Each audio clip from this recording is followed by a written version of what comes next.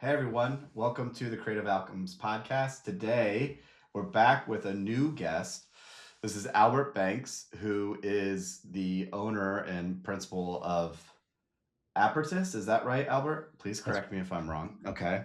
Um, Albert, we were came across one another just a couple months ago, and we had a really nice introductory conversation. And I learned a little bit about your path, about with your own agency, selling that agency, going through an earnout period, and seeing lots of things really over the last 20 years as it relates to professional services, especially from an ownership seat. And now today, you're helping agency owners or professional service owners go through a similar experience and prepare for a transaction as a part of your consulting endeavors. Um, Anything I missed or did not factually represent as a part of that story? I'm sure you have much more detail that you could add, yeah, which the no, audience would love to hear. that's right. Yes, yeah. I started my first agency right out of college. 20 plus years ago. Originally web design and development. Kind of grew into the digital agency space, adding social media and digital marketing and production. Actually went through a merger of peers about 8 years ago. So that was sort of my first experience with a transaction. And then yeah, we sold about 4 years ago to Valtech, and for the past year plus, I've been helping others with their journey. So it's been fun. That's awesome. So, is all of your experience, a lot of your professional experience, then just through the lens of your own business, not actually quote unquote working for others? It's a little bit of both. So I'm a bit of a serial entrepreneur. So I've tried a couple of different things along the way. So I've had other businesses that I've tried. I do feel sort of the most comfortable with service, though, right? Like having product and inventory. That's sort of a whole other ball game. And I found where my expertise really lies around operations, finance, employee engagement. That really does work for any kind of service business. I've worked with a home builder, I've worked with a broker, I've worked with agencies, obviously, which is very comfortable for me. So I've learned the skills to sort of translate, but obviously agencies are near and dear to my heart. And talk to me about what you're doing today. So, if I remember correctly from our first conversation, you are in a fortunate position where you don't have to work probably the same strenuous hours you used to and don't have to sweat the small things, but you work with a handful of clients at a time and really in preparation for a transaction or with the desire to have a transaction and perhaps sell their agency at some point in time. Is that right? Yes, I would say everybody's along the journey, and whether or not they know it or not, they're probably heading towards some sort of exit, right? And so, as much as possible, I try to get them in a place where they can be successful whenever that does happen.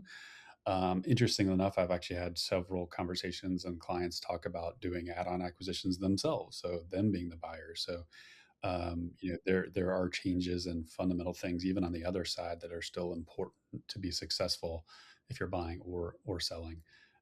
So I describe it as wherever you are along the journey, whether you're just now realizing you can sell and need to understand what that actually looks like, and maybe you're reaching a certain plateau and you need help either retooling or with processes or pricing to get sort of that next threshold, or maybe you're challenged with developing middle management or growing career paths and you need help there as a growing organization.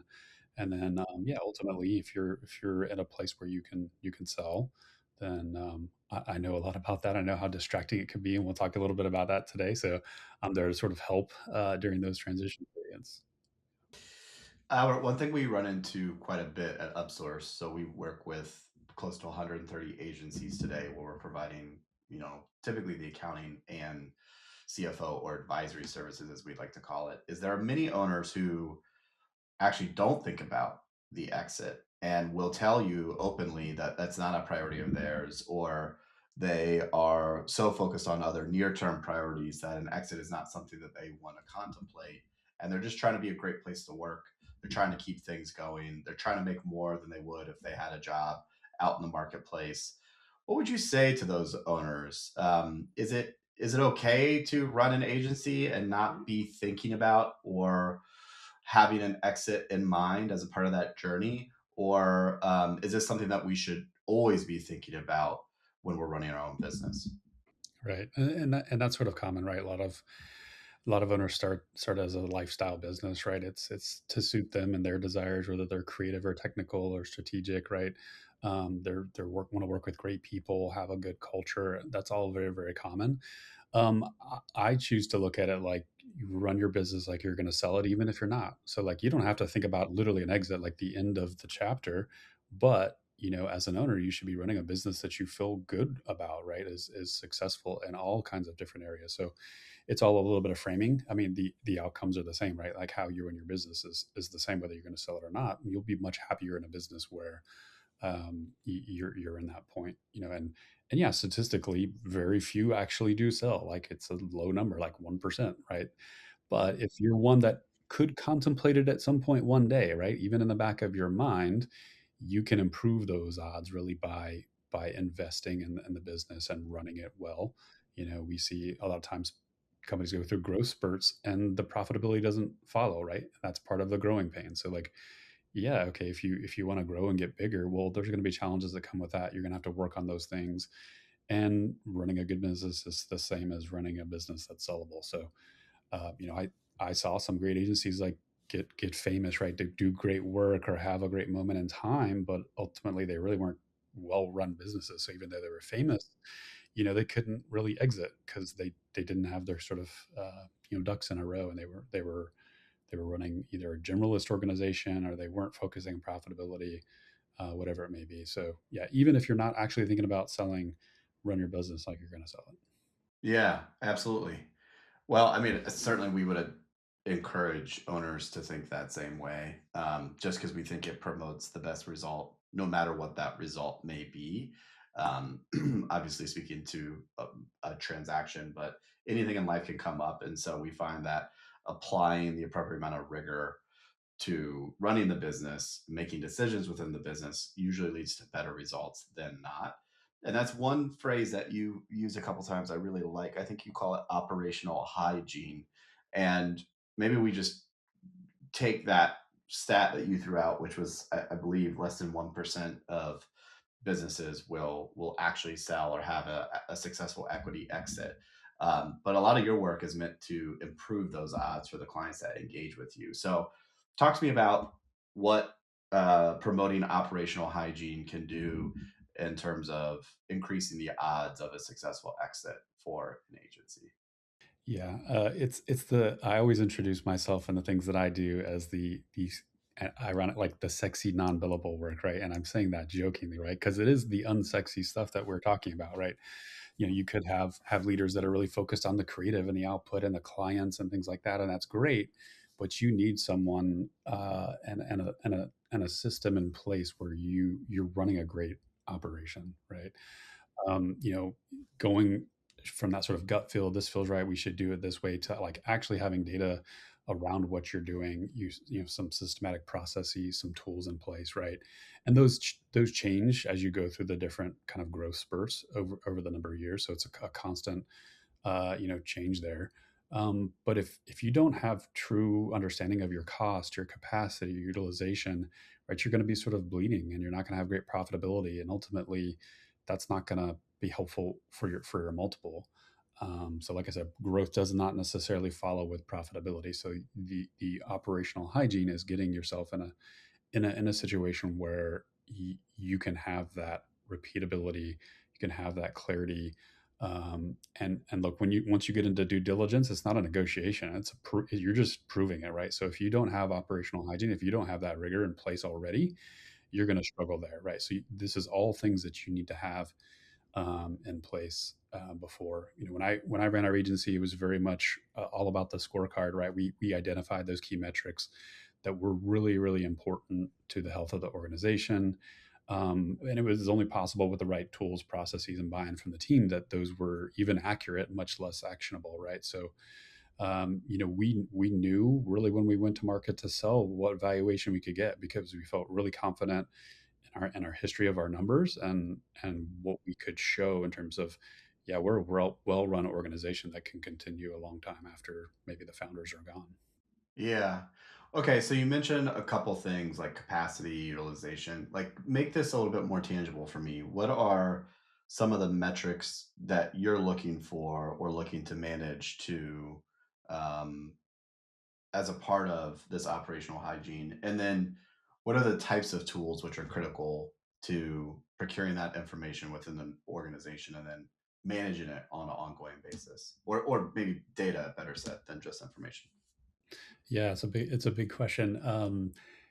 Typically, I'll sort of go through an exercise with them with a client, and I did this myself at the agency. Like I think I came up with maybe 80 different measurements we could track, right? But it's Oh all about wow. measure what matters, measure what's important. So Yeah. inevitably, you get down to some of the more common ones, like we've said, like utilization. I really liked to have measurement that touches every part of the organization. So we had metrics around sales and marketing, right? And so again, depending on how you're set up, we had specific even metrics for our account team, right? Account growth and retention Yep. versus net new business, right?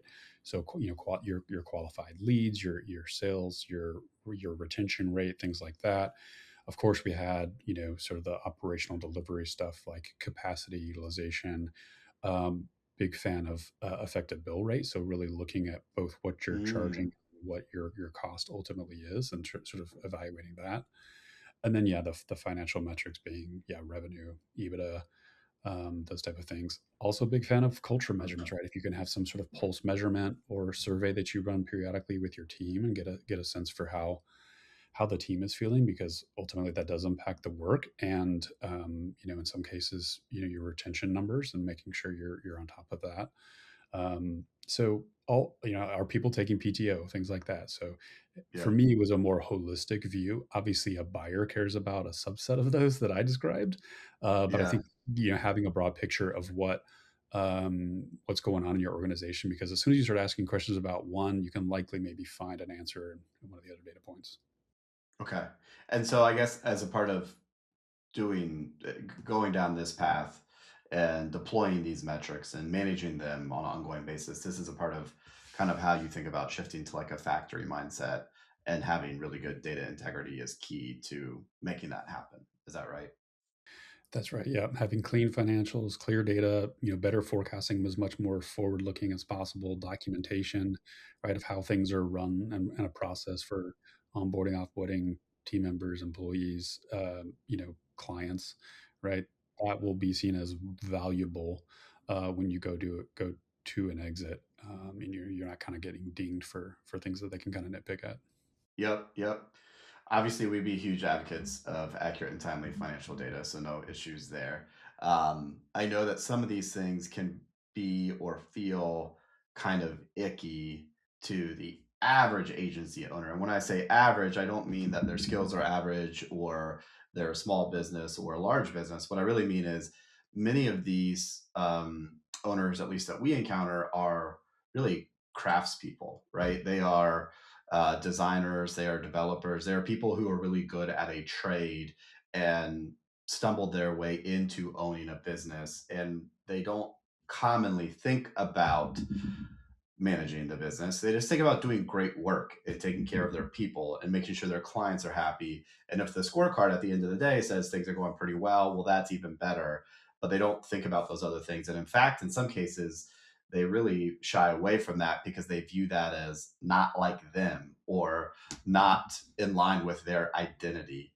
Is that something that you ever see? And if so, how do you help owners? And I hesitate to say mature because I don't want it to be I don't want to denigrate or degrade those types of individuals.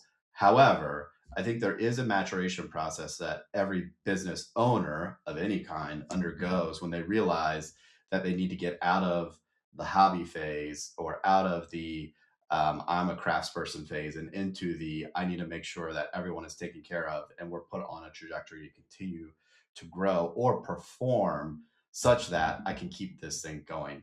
How do you manage owners like that, and what do you do to help them mature, if I do use that phrase, as a part of their thinking?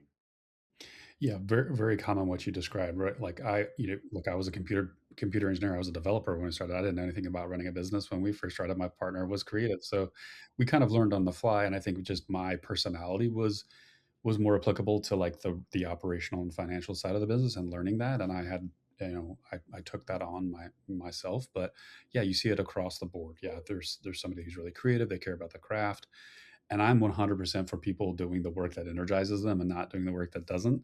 And so if you're that type of leader, right, I think there's a degree to which you have a responsibility as the owner, because you have people to take care of, uh, that you understand the business to a certain degree and you have enough information to make informed decisions. That doesn't mean you have to be the one doing all of that work, right? So you can find a who, like myself, or a full-time operations or finance head, who that is their passion and that is the things that they care about, and they can empower you with that information, and sort of take that side of it. So I would say you can have your cake and eat it too a little bit, as long as you find your resource to help you with those things, whether that be one of your partners, whether that be an internal resource, whether that be a full-time hire, fractional role, whatever it may be.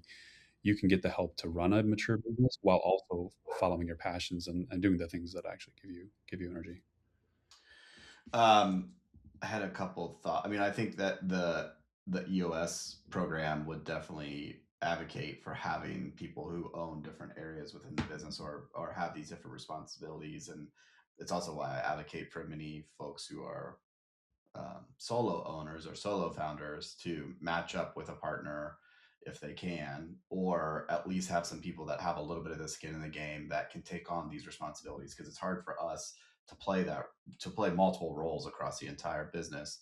Um, did you use any type of operating system or framework during your years in your own agency, or did you just kind of make your own program and manage to your own style as you went along?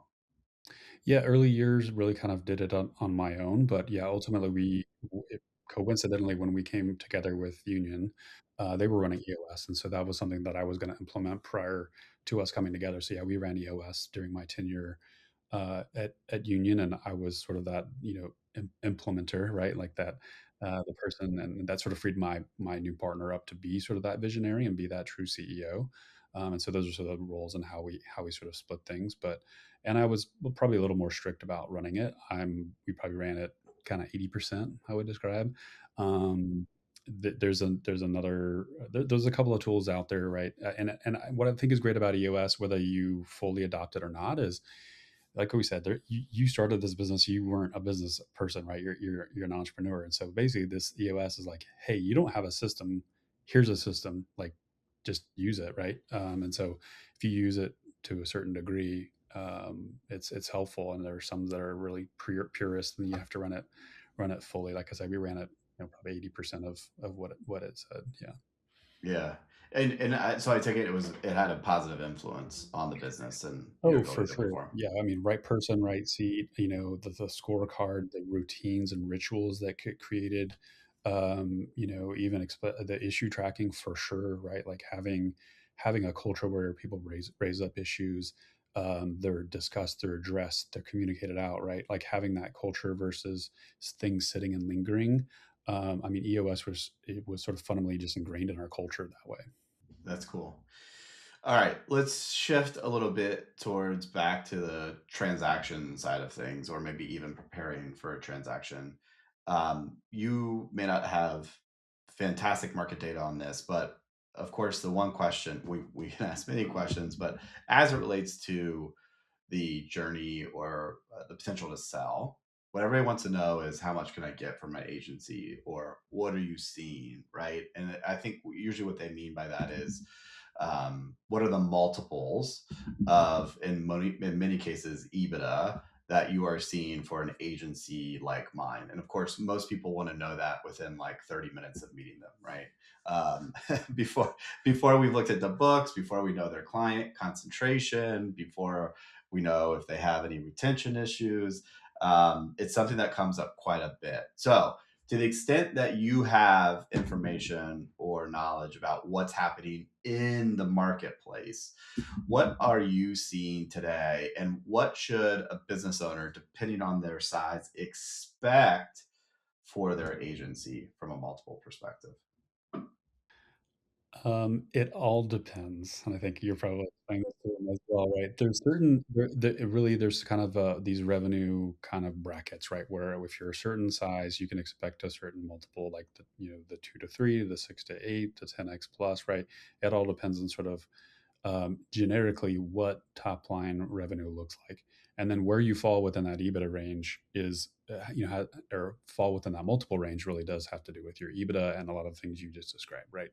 So you can kind of be in this revenue range, and you say, okay, my let's say my multiple is maybe 6 to 8 in that range. That's the current going rate, whatever the case may be.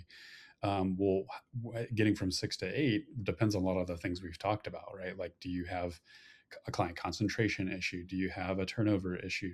Are you seeing actual top line revenue growth? Is margin following that revenue growth, right? What is your outlook for the future? Are you well run system? Have operational hygiene? What's the future of your founder? Is there a risk there of them leaving if that's part of the plan or not, right? So there's all these other elements that will determine where you are in that range of multiple, again based on sort of the top line revenue. So you can get a range, right? And when we went to market, we felt pretty good about all of those things, and we understood, and we had like, here's the multiple we think we can get, and we got it. So you have to really look at your business in those lenses in order to be able to tell that, and that's what I do a little bit sometimes. I help educate an owner on what the sale process looks like and all the factors we just talked about.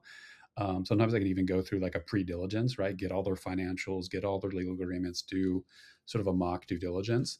And what I say is find the skeletons and clean them out before you go to sell, right? Like, oh, I found these risks that a buyer might look for, right? Like, let's go get this buttoned up, get all your employee agreements, hey, what is this? What is the thing in this client contract? That's weird, or hey, I'm seeing this in the financials. I could poke holes at you. Can you get this cleaned up? Or hey, there looks like personal expenses in there. Let's stop doing that. And so there's things you can do sort of in advance to narrow down what you would likely see in the market from a multiple perspective, but it is still a range, and ultimately you're still only worth what someone will pay you. Yeah. Okay, so maybe let's I'm going to take a step back because I know that you've had some interesting experiences yourself. Um, one thing I want to address is so you had a merger with another agency at one point in time, is that correct? Um, I've very rarely seen that go well. It is hard to pull that off. And so I would love for you to share just what what was the thought process as you went through that or decided to go through a merger? How did you manage it? So were there any things that were particular about the commercial arrangement or the management arrangement? I'm sure there were, but if you'd be willing to share those. And then, of course, it worked in your case because then you guys ended up selling. But talk to me about that because I think a lot of people look at that as somewhat of an escape hatch. But what I often find is they haven't really done their diligence on who they're getting into bed with and if they can really trust that other group or that other partner when the rubber meets the road. It's hard to pull off from what we see, but obviously you did it. So I'd love to hear you talk about that experience. Yeah, so I'll be pretty transparent here. I mean, we were peers in the same Charlotte region, right? And the same market, knew a lot of the same people, had employees change change companies over the years, very similar cultures. And honestly, I probably talked to their founder 3 or 4 times over the course of 10 years about the possibility of coming together because we were so similar and worked well. And so it wasn't like an out of the blue thing, right? It was something where I had gotten to know them a little bit. And what I'd press upon owners, back to the first subject of like, I don't ever want to sell. Well, what if your partner wants to sell one day? What if your partner wants to exit, right? And so it turned out that both my partner and my new partner's partner wanted to exit, right? And so all of these things sort of coming together where it was like, oh, we're similar cultures, we do some similar things. If we remove a competitor within our market, our other partners want to leave. We both had a little bit of a client concentration issue. So when we came together, right, that sort of dissolved a little bit. Fast forward probably 2 years later, I think we had lost both of those clients. So it was a good strategic move, right? And so there were a lot of reasons to do it, but I would say ultimately a lot of this is driven by the owners, right? This is their lives, right, that they're living here, and what they want in it, whether they want to be tied to the business or not, is going to affect potential transactions. So, yeah, coming together was a challenge. But again, we were so similar. We were connected. We were familiar. There was clear like role delineation, like what my role was going to be versus the partner, and it was a sort of a net uh, ad for him in particular. So, yeah, it's not easy, but we sort of had some good things going for us heading into it. And then how many years passed between the merger to the eventual sale that took place? Yeah, I think it was probably about 4 or 5 years later, something like Okay. that. So yeah, So so we not had. too long. Yeah. Well, or long, depending on how you look at it, I guess. But I think for the average agency, probably not that long. And you could obviously say mission accomplished from the perspective of should we have undergone that merger, right? Yeah, I think in retrospect, for sure. I mean, obviously, when I had sort of, and we'll sort of get into like the founder and the owner identity, but like I didn't want to run the business solo, right? I always had a partner, and I felt like that was important to have someone to like bounce things off of and have sort of multiple voices in the room. I'm a big fan of playing devil's advocate and like taking the opposing view just because. And so I couldn't just sit in a room by myself as the sole owner. So I'm a big fan of partnerships if they work and they run well, for that benefit. So, talk to me about after those 4 to 5 years, you guys did undergo a sale. Talk to me about probably what was the 12 months leading up to that, or maybe even more. Like you guys, presume, but you told me, had actively decided that you were going to sell the business. Did this just fall in your lap? How long was the diligence process? Like, what did you learn about that process, and what did you learn about yourself through that process? Yeah, so we were proactive. We decided to sell, right? We had run the business for a couple of decades, right, and had been through several downturns and had to do rebuilds or pivots or repositions, right? And it was just kind of like, okay, this is a lot. Like we do, we kind of got through the 2020 challenges, and we're sort of back to where we needed to be, and we're sellable. So yeah, we actively went to market, hired an advisor to do that. So yeah, went through the full process of describing what it was. I mean, from the jump, it was, hey, we have our numbers, we understand what we believe we're worth, and so we went to the advisor and say, here's the kind of deal we're looking for, right? Like here's the multiple we're looking for, the cash up front, the type of buyer, et cetera, et cetera. Can you get us a deal like this? And if not, okay, well, we won't do it. And so even throughout the whole process, that was still an option, which is huge leverage to say, hey, we're going to go through a process, but ultimately we are running our business so well, we're okay just staying, right? Like we ultimately could if there wasn't any offers that were really really appealing. So that was a good thing going in.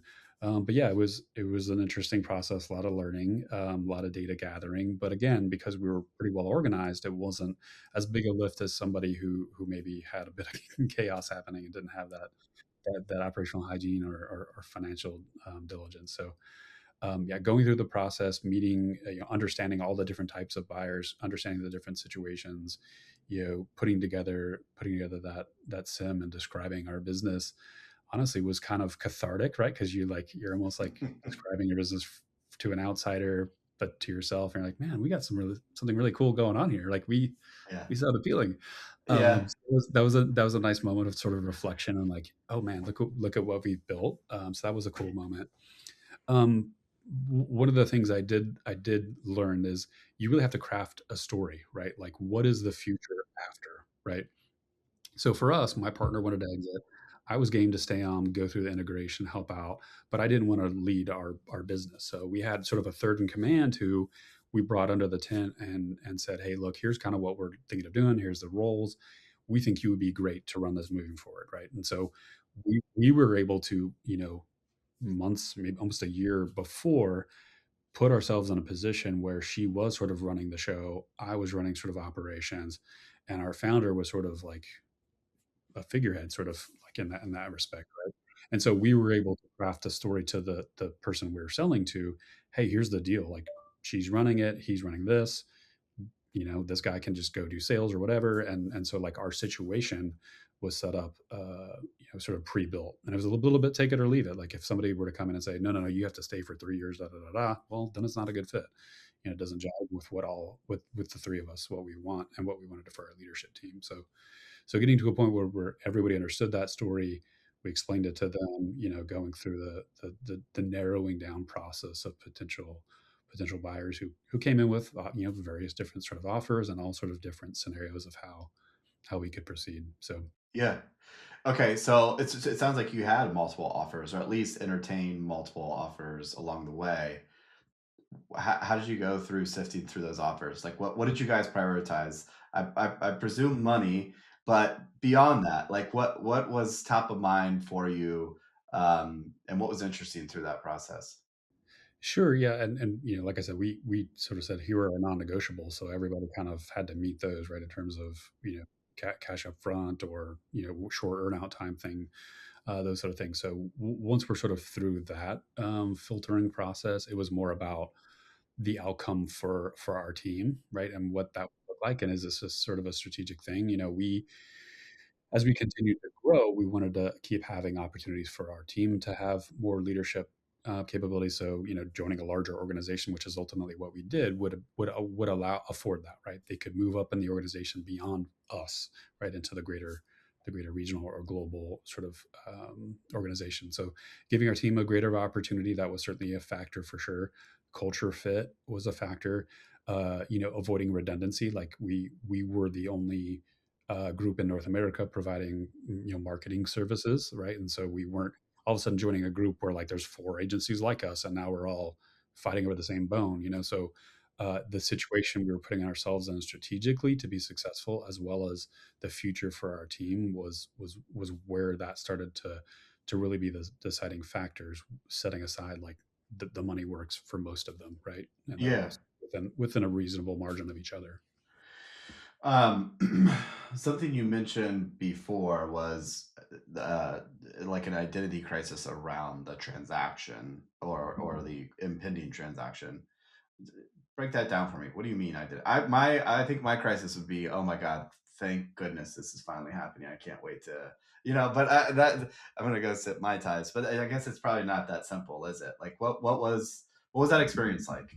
Yeah, and I've kind of had it both, right? Like when we merged in with Union, like our MyJive brand went away, right? And so I was kind of like the lead there, but then more secondarily at Union. So like same thing, went through this identity crisis of am I MyJive, am I this thing or whatever? Like, and then you go from hey, we're one of the owners of this independent organization to now a piece of this larger organization.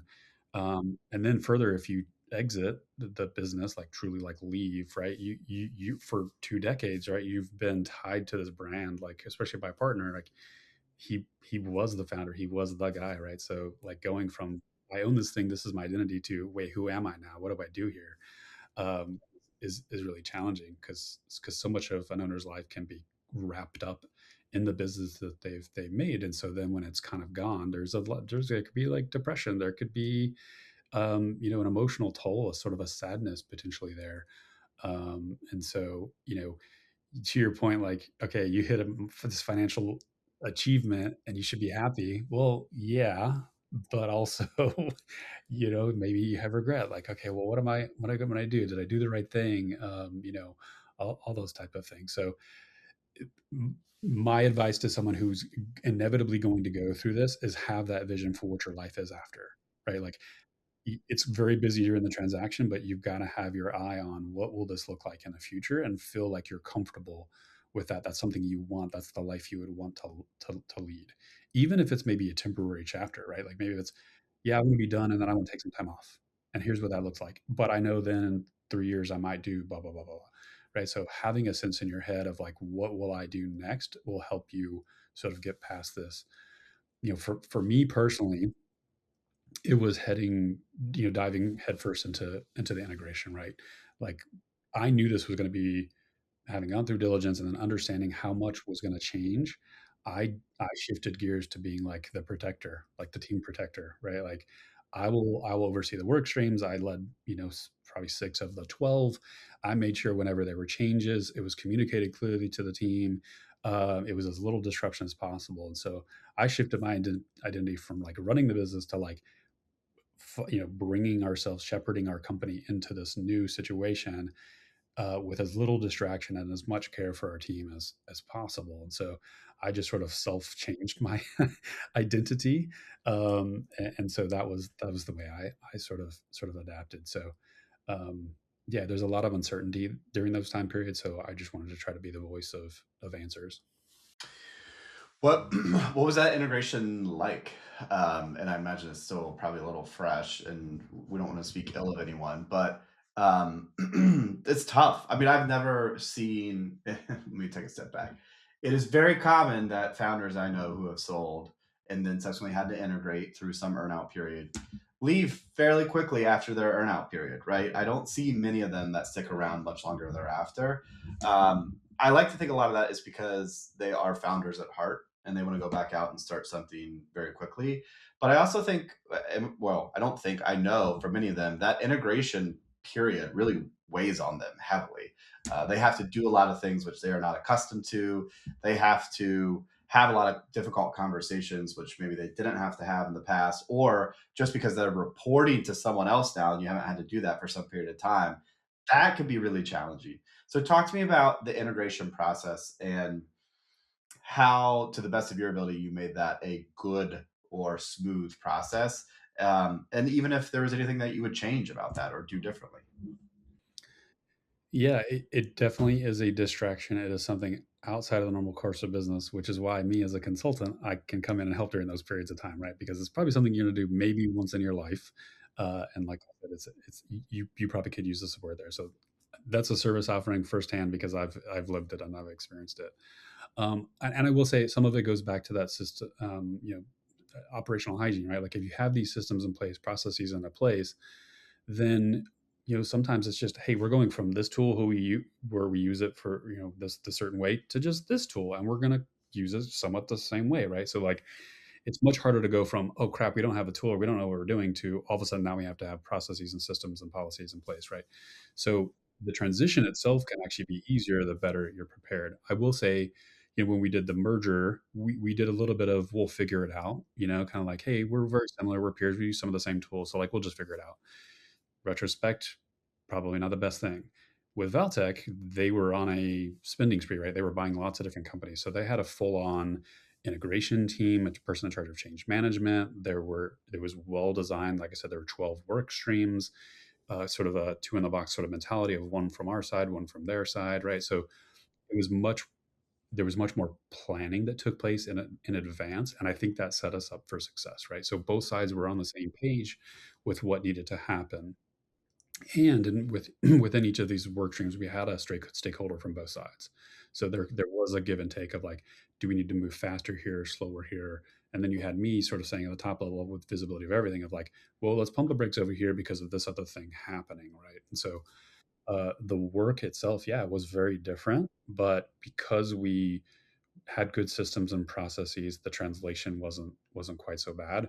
My job was really more about making sure that we didn't hit any major bumps in the road that would impact our ability to service our clients, which nobody wanted a challenge there, or win new business or whatever the hurdle may be. So yeah, integration, and the more I've gotten into this and the more I've read about this, this is PMI is where the value falls apart, right? Like as the buyer and the seller, right? If you don't have good integration, you're not going to achieve the results you both expect going into that post transaction, right? Where some of the earnout challenges come. So it is for sure tough, right? We in the second transaction we moved pretty much all of our tools to their tools, right? So it was very much a change from us to them.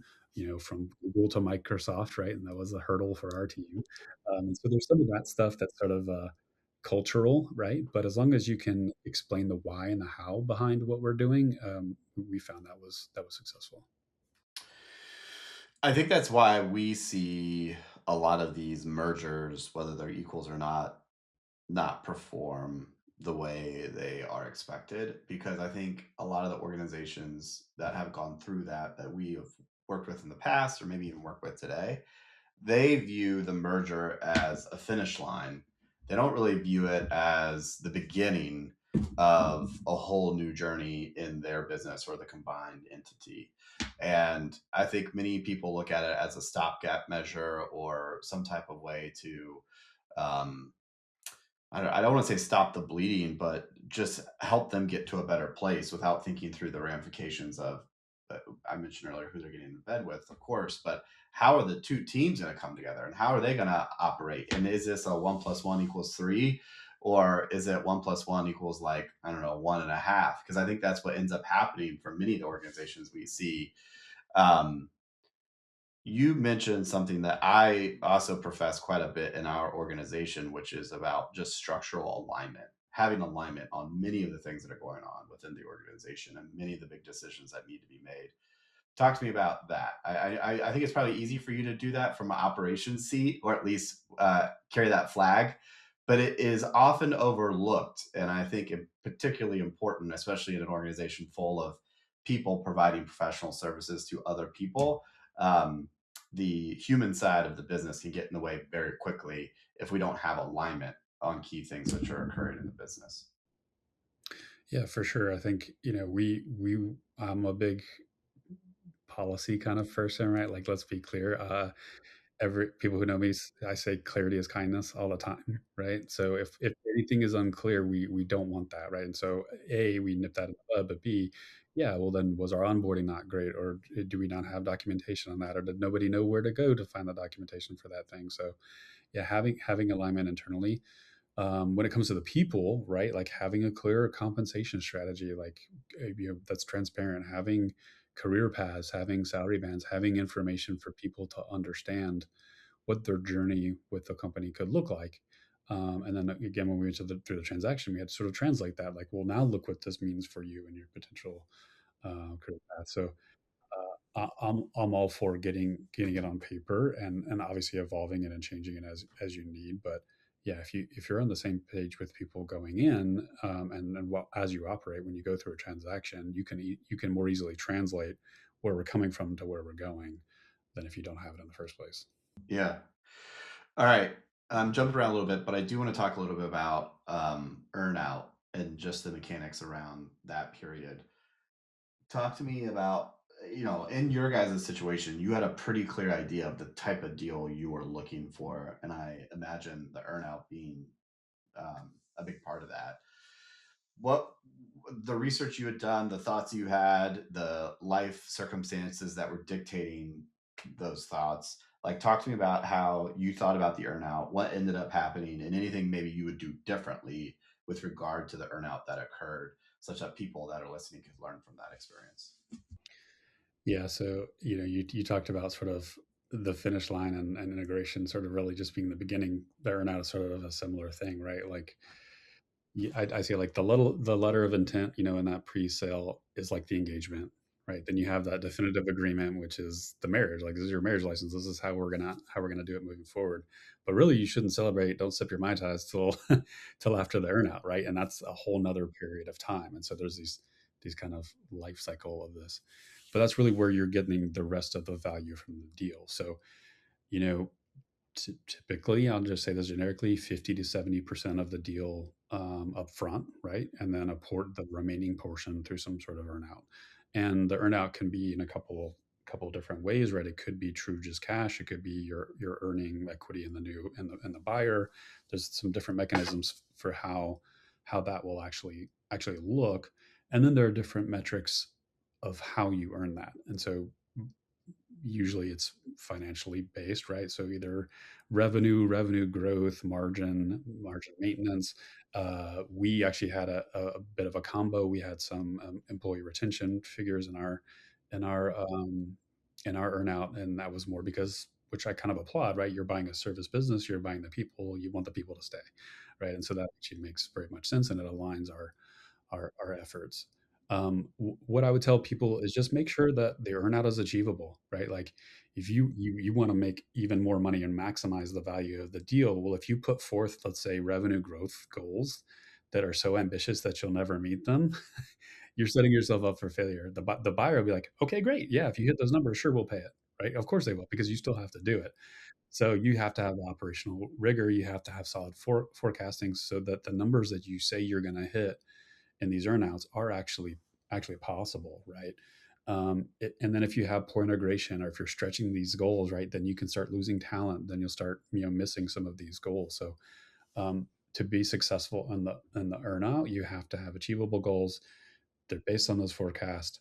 You have to communicate, have the leadership on board, have good integration plans that are not disruptive. So earning them is a challenge. I think what I do anything different? Probably not. I mean, we were able to hit our earnout goals, pretty well. It was a short earnout. I think it was only like 15 months, and that was sort of by design. And I would say the shorter earnout period you can, the better. Just as a general statement, it used to be really long, like 3 to 5 years. Now it's more like 1.5, 2 to 3, something like that. Um, but yeah, it depends on whether or not you want to stick around. And what people don't necessarily always know is that earnouts aren't always necessarily tied to you continuing to be an employee, right? Like there could be the day it closes, you no longer with that business, but your earnout still exists. So you could stay in the business and work towards it, whether it be a sales or margin thing or retention. And typically people do stay for some period of time to help have influence over the earnout, but technically you don't. You could sail off into the sunset and let the numbers become what the numbers become.